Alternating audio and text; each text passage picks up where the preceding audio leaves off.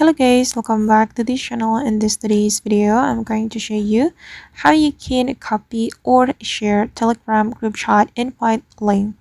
Okay, let's get into it. First thing first, let's just open up our Telegram application.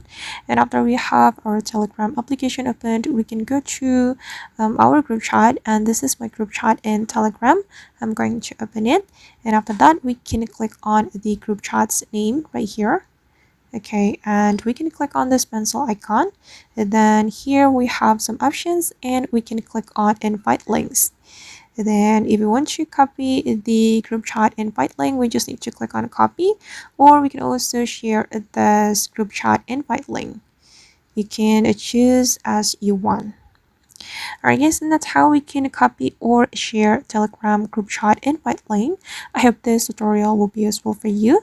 Thank you so much for watching, and if you found this tutorial useful, don't forget to hit the like button, leave your comments, and also subscribe to this channel. See you in the next video.